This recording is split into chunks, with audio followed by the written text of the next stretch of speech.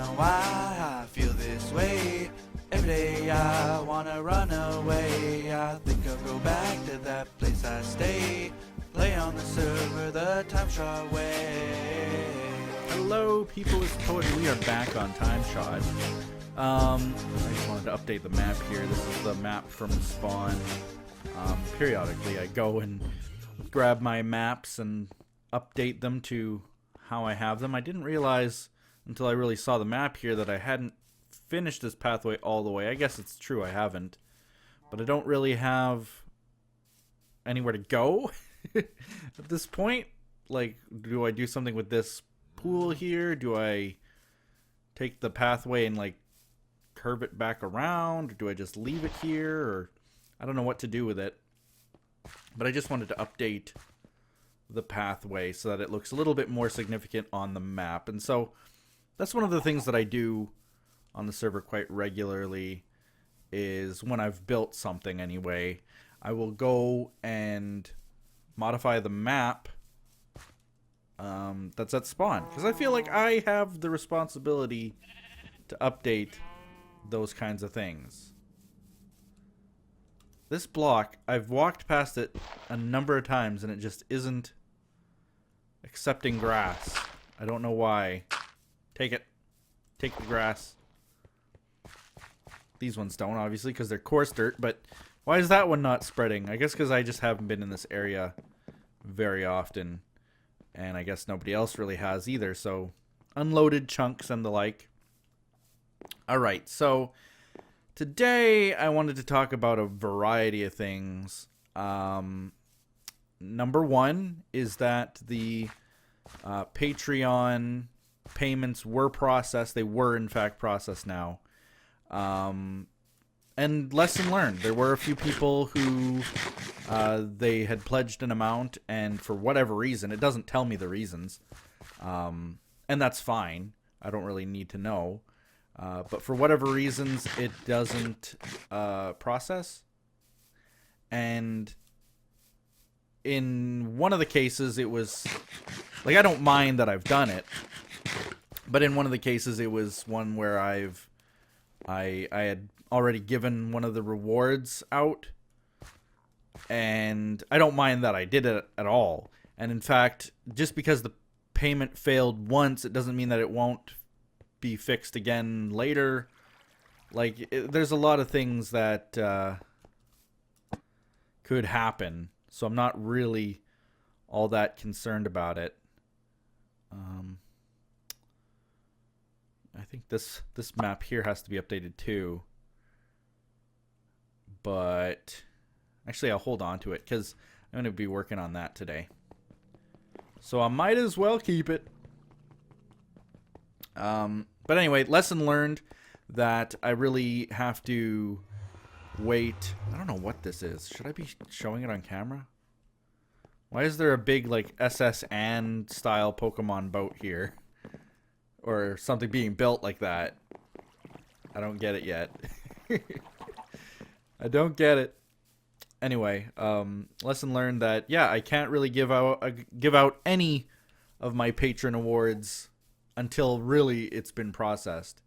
And then the other thing is that there are people who did decrease the amounts that they were pledging to, and I just hope that they realize that, like, what'll more than likely happen is that if you were given, say, some kind of a reward for pledging, let's say, $8 a month, and 1.9 gift.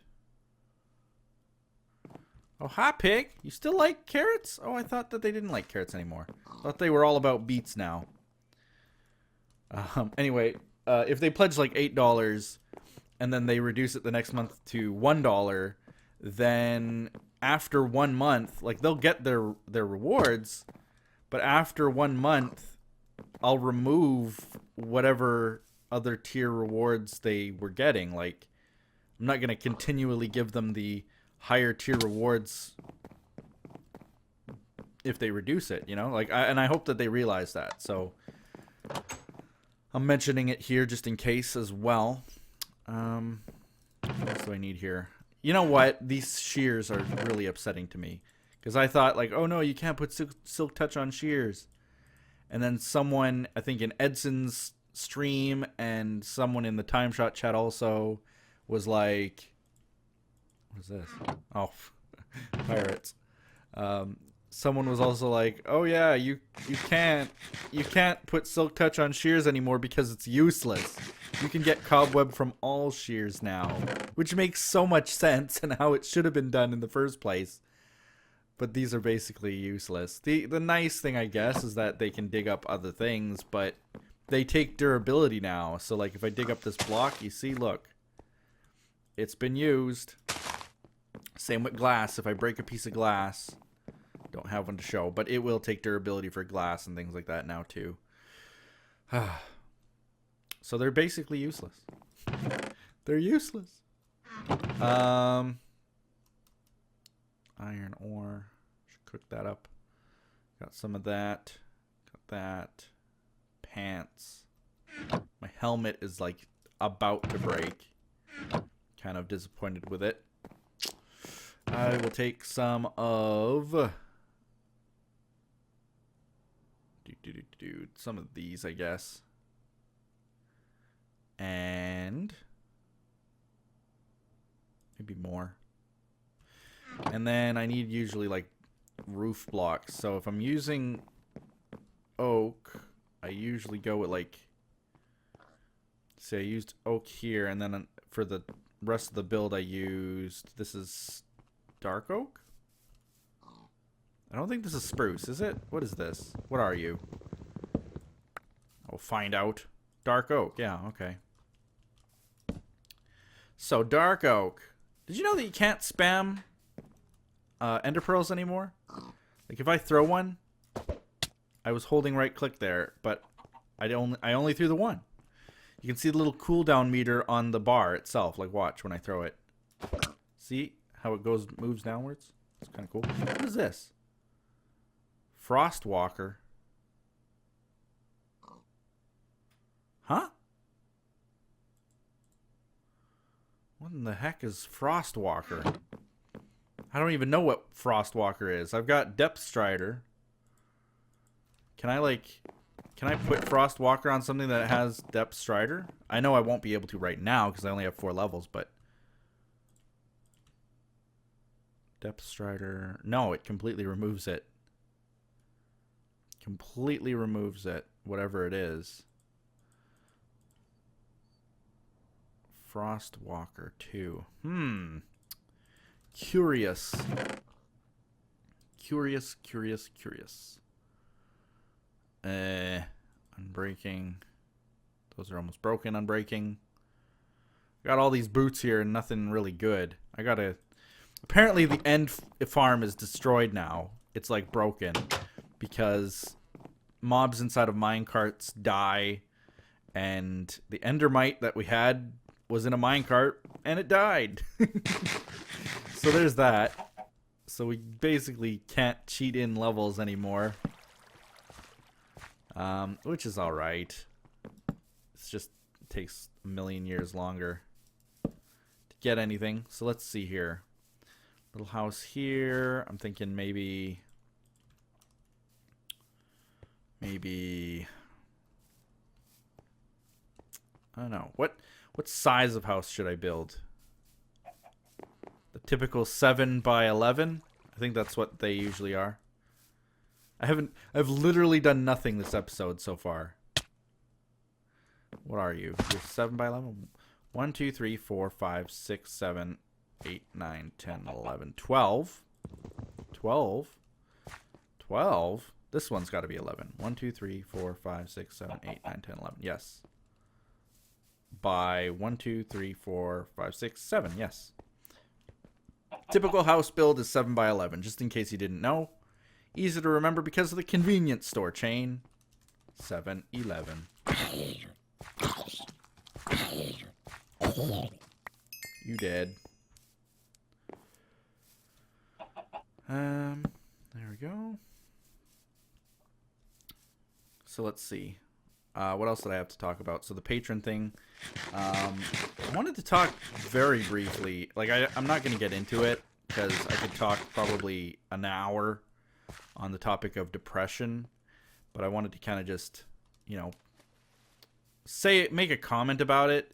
Is that, you know, when someone has depression, 3, 4, 5, 6, 7. When someone has depression, it's very challenging. How can I word this? Okay, 1, 2, 3, 4, 5, 6, 7, 8, 9, 10, 11. There we go. Yeah, I'm not gonna get into it really, because like I say, I could probably talk for a long time on the topic and probably wouldn't do it justice, you know. That's how I want it to be. Do I not have... I don't have an axe. I should go make one. But why I wanted to mention it, and just mention it briefly, is because, you know, it's one of those things where someone who doesn't have depression doesn't understand what it's like. And I fully admit that I have no idea what it's like. I can't compare it to anything. My only thought is, like, I wonder if some people, and I'm not trying to offend anybody by saying this, but I wonder if some people who may have depression, or some people who have depression, I wonder if they just think that they have depression. Like, I think that because it's a mental illness, that it's very easy to be subjective, and that it's very easy to misdiagnose, because you gotta essentially take someone's word for it. It's not something that you could just, in some cases anyway, not something that you could just scan and see. It's not something you could take a blood test and see, oh yeah, well, you clearly have depression, you know. You have to take someone's word for it.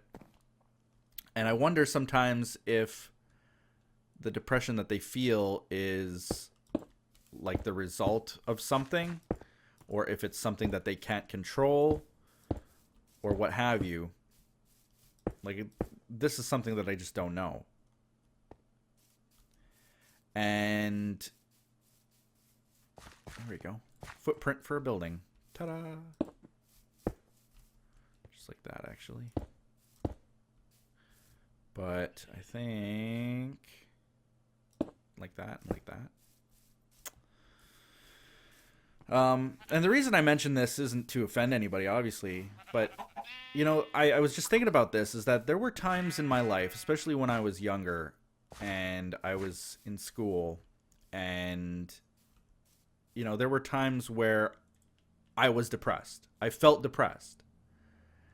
And I can tell you for a fact that, like, this depression that I had was not trivial. Like, I really felt... not that I would do harm to myself or anything, but that I felt that there was no escaping it. And that there would never be a bright side to life, you know? 1, 2, 3, 4, 5, 6, 7, 8, 9, 10, 11. So these feelings were real. They weren't trivial to me at all. 3, 4, 5, 6, 7, 8, 9, 10. Like that? No, oops, backwards.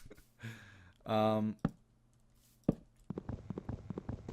really felt that I was depressed, and I had reasons for it, you know, like people hating me and abusing me and picking on me, bullies at school, not looking the way that I wanted to look, and all kinds of trivial children's problems.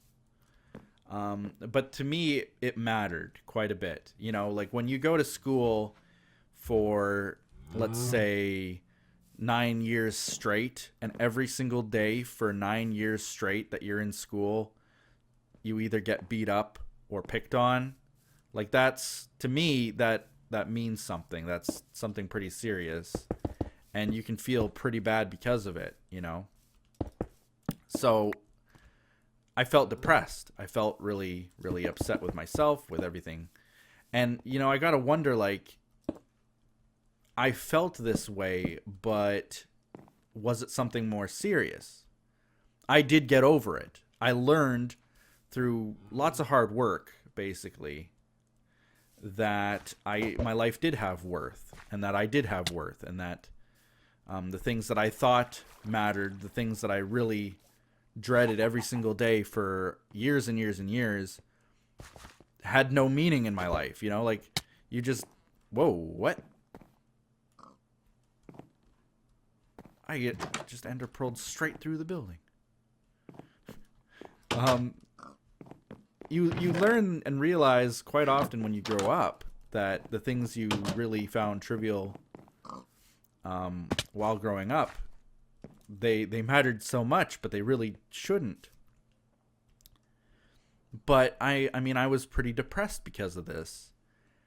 And I often wonder, a lot of people who feel this way, especially when they're younger, because I mean, I could have easily have gone to a psychiatrist or a therapist or what have you, and I could have easily said, like, what I have is essentially a form of post-traumatic stress disorder, you know, from being bullied every day. What I have is a form of depression. I need to be medicated for this. I need help for this. I need, you know, something for this. And then I could have easily have made it my crutch. I know that I could have.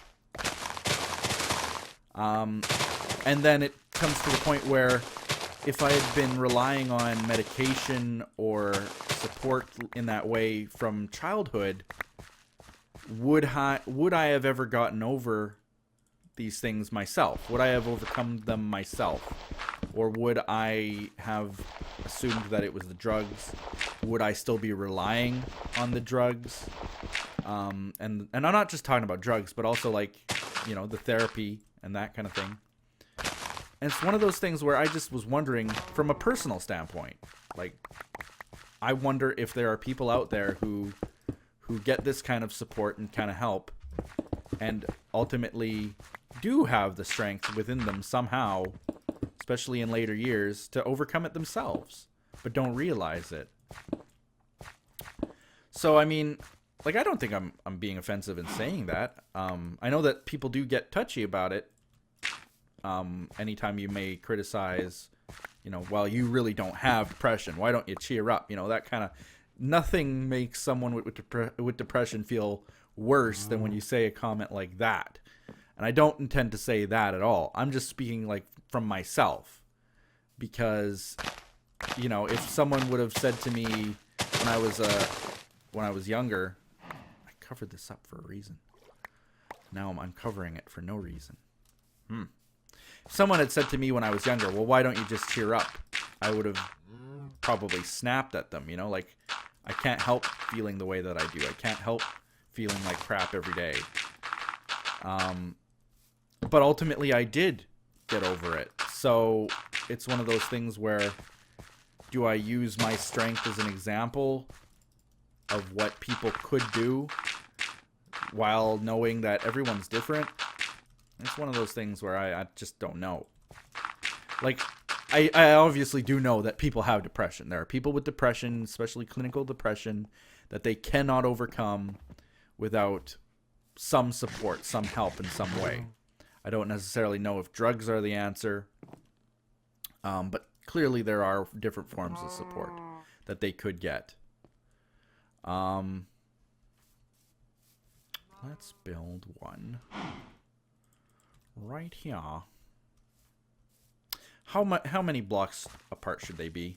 I need to go figure that out.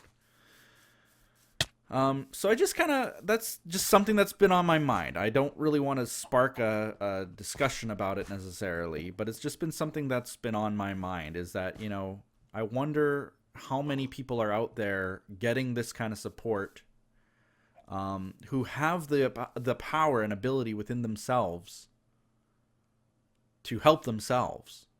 You know what I mean? 1, 2, 3. 3 blocks at the very least they have to be apart. That's what I was looking at. How many people have the ability within themselves to help themselves? How many could have helped themselves with a little bit of patience rather than quickly turning to psychiatrists, therapists, support groups, drugs, medication is what I mean. I don't mean like illegal narcotics when I say drugs. But like, I just wonder how that would change the statistics of things, the landscape of things. Because clearly there is a epidemic going on where a lot of people are basically suffering from depression. Do I want to put one right here? Has to be 3 apart. This is 1, 2, 3. It's right here. But then it's pretty close to this one. 1, 2, 3. And it wouldn't meet the 3 blocks requirement.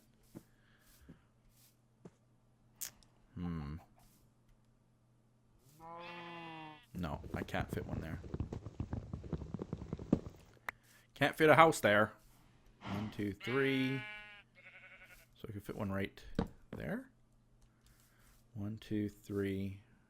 Right there.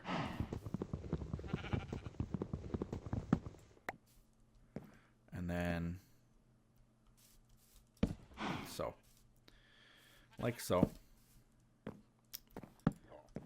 So that's just me thinking. I don't know what the case is. And this is what I also wanted to say about depression. Is that when you don't have some form of a clinical depression, you don't know what it's like. I know now that I don't have any form of clinical depression that I'm aware of. I mean, I've gotten over all of these things, and from what I've understood of it, you shouldn't be able to just get over it on your own if it's this clinical thing. And I think that people just can't understand what it's like. 1, 2, 3, 4, 5, 6, 7, 8, 9, 10, 11. And yet, quite often, the people who are creating these therapies and drugs and so on for the people who have depression are people who don't have it or don't know what it's like whatsoever either. Like, that's the other problem I have with it. You know, they are the ones who tell you what normal is, without them actually having it. You know, what is normal? What is a normal way of behaving? How are we supposed to feel? You know, can anybody tell me how I'm supposed to feel from day to day, moment to moment? Is there a set scale that we can gauge how we feel about different things? Like, I don't know. The people who come up with a lot of these therapies and drugs and things to fix depression don't have depression, and it's impossible for them to even understand what it's like. I mean, I'm sure that there are those out there who have depression and come up with therapies and medications and stuff that do actually make a difference in their lives for the positive. But to what end? You know, what are they losing in themselves?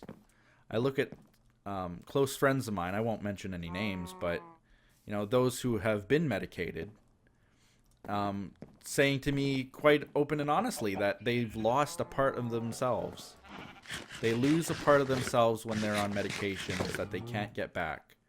A part of what makes them them. So, you know, is that really the answer?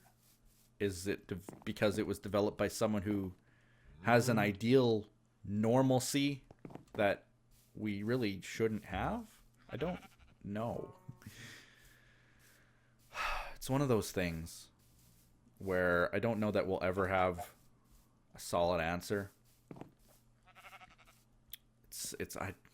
What do I even say about it, you know? But anyway, that's just me thinking. It's me just thinking about different things that have happened recently in my life, and thinking that, you know, there was a time when I would probably be quite depressed. And I'm very fortunate that I don't have this problem anymore. So, you know, I don't know. Where do I even end this conversation? I mean, it's just one of those things where I was just thinking about it and I wanted to talk about it, and that's where I'm going to leave it, really. I don't expect anybody to have any kind of opinion whatsoever about any of the things that I've talked about. I don't want to get into the you know, medication versus therapy debate. I don't want to get into the, you know, is clinical depression a real problem type of thing. Like, I do believe that it is. But I'm just, you know, and what I know that what worked for me clearly will not work for probably anybody else. So it's just me talking about it. I just have to wonder why I started thinking about it is I wonder how many people out there think or feel that they have kind of clinical depression when, you know, it could be something not so serious. Maybe a life change is all that is needed. I don't know. I've lost a lot of friends to depression, and it's a topic that I hold near and dear, so that's why I like sometimes talking about it. I spent all this time cleaning up the leaves on this tree, and at the end of the day, I'm actually looking at this, and where the house is going, it's gonna cut right into this tree right here, and then some. It's actually gonna cut another block out of that too, so I might just end up having to cut down this whole tree. Oh well. Yep, so that was one of the bigger topics that I wanted to talk about. 3, 4, 5, 6, 7, 8, 9, 10, 11. Another thing I wanted to talk about, just even briefly, it's something kind of personal, and in fact I was sort of told to keep it private, but I don't know. It's something that I just have to get off my chest, and that's my mother's reaction to me and Wyn becoming engaged. Now, like I say, Wyn told me that I should keep it more private. You know, she loves her privacy, and so do I. I love having privacy when it comes to personal matters. But this is something that I just wanted to get out in... I don't want anybody to comment on it, really. I don't feel like I need people to say anything about it. But it helps. This is kind of my therapy. If we're talking about therapy and stuff, it helps to kind of just talk about it, even if nobody listens, to just say the words and hear them come out of my mouth. That to me is really important. So I have to say something about it. I don't know how many people know. I don't think very many people watching this know. But it took me a very long time to tell my mother about me becoming engaged to Wyn, that I had proposed to her while I was there. And I do know that there were several people on TimeShot who knew that I hadn't yet. And kind of, they didn't make fun of me for it, I don't think necessarily, but it was something that like a lot of people were kind of shocked and surprised that, you know, it's something pretty important and I haven't mentioned it yet. You know, gotta go stop and get some foods. Let's look at this map. Oops. Come on, click the map. Can it update? Is it gonna update? Oh yeah. It updated. I'm not looking at it right. I'm looking where the cursor is. Those are the two new buildings. Then there's one that's just the tip of it shows up near the bottom left there. Whoop. Okay. Great. Anyway, there were a few people from TimeShot who knew about it as well.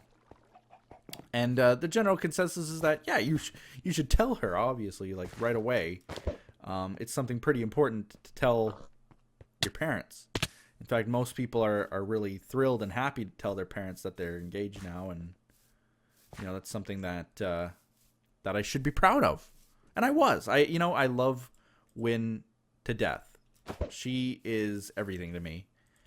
And yeah, I'm very proud to tell people that we are engaged and that we're going to be married, and I can't wait to be married to her and spend the rest of my life with her. Like, this is my dream come true. So it's kind of weird then that I haven't told my parents about it, right? So what happened, well, okay, I'll get to the reasoning, I guess, is because my mother is not a normal person. Like, she's very old school. She's old school conservative, and as a result, she isn't very open to a lot of change. She doesn't like things going the opposite of what she expects. And so, like, me meeting someone online is nothing new to her, at least. I've had other online relationships, and she's met several girls that I've dated who I've initially met on the internet, type of thing. This is nothing new in itself, but for me to leave for several months and for me to get engaged is something that I knew that she wouldn't take very well, because I think despite her being fairly positive in most ways regarding my life and my choices, she still thinks of herself as, she's my mother, and what she says goes. And like, I'm not saying that she has any say in what I do, and she hasn't for a very long time. But I think that she somehow still sees it that way. So, like, I'll say something about anybody, and she will have an opinion of them, and this opinion won't change. It's very typical of, what you see certain politicians have. It doesn't matter if they're wrong or not. It's the way that they think, and that won't change. And that's sort of the uphill battle that I knew that I would have, is that she's going to be negative about this, and like, how do I fix that? How do I make that better? So it was one of those things where I had to gingerly say it. I had to explain it in a way that, I knew she would be upset, but there must be some way to cushion the blow, sort of thing. Ooh, ooh, ooh, ooh, ooh. Uh-oh. Where's this guy? What? There's two of them here? Oh, yeah. Oops. I can't believe Oh. Kill. He's not taking knockback to this.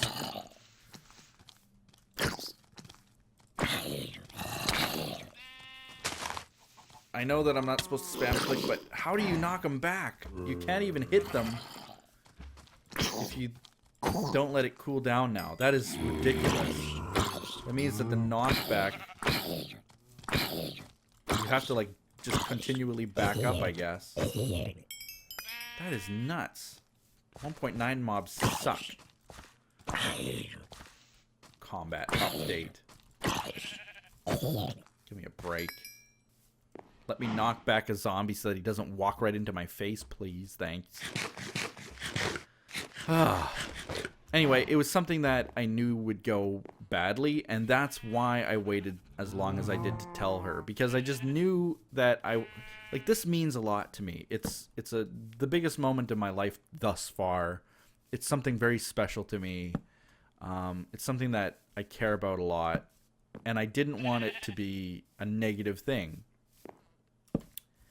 And that's why it took so long to say anything about it. And ultimately, I did tell her. And ultimately, she did get quite upset about it. But there's really, nothing that I can do about that. It is what it is. Let's go right there. This one won't show up on my map at all. Map ends. But I want to build this way anyway. 3, 4, 5, 6, 7, 8, 9, 10. And the crazy thing is that, Wyn is the most amazing person in the world. How anybody could think bad of her is beyond me. And I don't think that my mom does. But it's just one of those things where, because she hasn't really had a chance to meet Wyn very much, she met her once, and all of a sudden I'm getting married to her. It's kind of a big blow to her. So, it's something that I was prepared to deal with, and am still prepared to deal with. But it's one of those tough things that I just had to talk about, because it's happening in my life.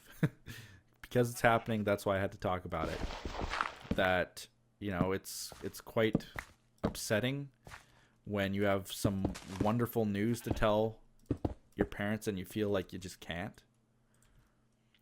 It sucks. But I did tell her. I did, and upon telling her, everything felt a little bit better because of it. It felt suddenly like our engagement was a little bit more legitimate. When someone in the, quote, real world knows about your engagement, it feels a little bit just more legit. And, yeah. So I'm happy now about it. But I wanted to tell you just about, how my mother was behaving, was not exactly the greatest. And, that's the kind of support that I get in my life. And it's sad that that's the way that it is. Because I bend over backwards to help where I can, especially with my parents. I've always been that person to give 100% of myself to them. And then when I make a big life decision that I know is the right move, I don't get that same level of support. It's kind of very disheartening and upsetting. So for a while there, I was pretty upset, I have to admit. But things have seemed to have calmed down. Nobody's mad at anybody. Nobody's upset. And even when I did tell her, she did get mad at me in that she wished that I had told her at a better time, maybe. And probably wished that I hadn't told her at all. But she did say, at least, that as long as I'm happy, then she is happy. She kept saying that. I asked her if she really meant it, and she said no. But, it's crazy. It's crazy that someone can be like that. But it all is going for the best. I am very happily engaged to Wyn, and that's that. And the very last thing I wanted to talk about, just, this isn't anything serious, obviously, but that I've been working really hard on my house, and it's something that I'm super proud of. I kind of mentioned this, I think, in the last episode. But, I took this old wall. There was this wall, this whole room, really. My whole living room has been essentially in a state of disrepair since I moved in, basically. So we're talking years and years that this house of mine has been in a state of renovation. And finally, and I actually have to thank, it was my mother who helped me out here and kind of got me motivated to doing something about it. But You know, I fixed and patched all the walls. There were big holes in the walls and stuff in my house. Not very attractive looking. And I fixed them. And you know, I'm very happy to report that now the whole wall is actually painted too. And it's just, I don't know, it's just all a good thing. Fixing the walls makes me feel so good about my abilities as a handyman, and I've been working on it literally every day for the last 4 days, and for hours at a time. And this is why I wanted to mention it, just because of how significant it is in my life right now. Like, seriously, I spend something like, it could be 4 to 6 hours sanding, patching, putting primer paint, and then painting the walls for every day for the last 4 days, to the point where my hands, my fingers actually ache from the amount of work that I've done. Oh, my boots, I put them away, I guess. Oops. My fingers actually ached as a result of me working on the house as much as I have been. But so worth it. It makes me feel so much better about the house and everything. Of course, I'm going to have to sell it soon because I'll be moving to America. And yeah, I don't know. Just wanted to tell you guys about it. You don't have to have any opinion whatsoever. I don't care if you do. I'm just telling you. Telling you like I would tell a friend. You know, oh, by the way, I worked on my house today. Got some stuff done. And I feel pretty good about it. So, that's that. That was the episode. Thank you guys for watching. Like this video, comment below, and do all those other awesome things that people do. We will see you next time on TimeShot. And with that, I guess we'll be seeing you. Bye-bye.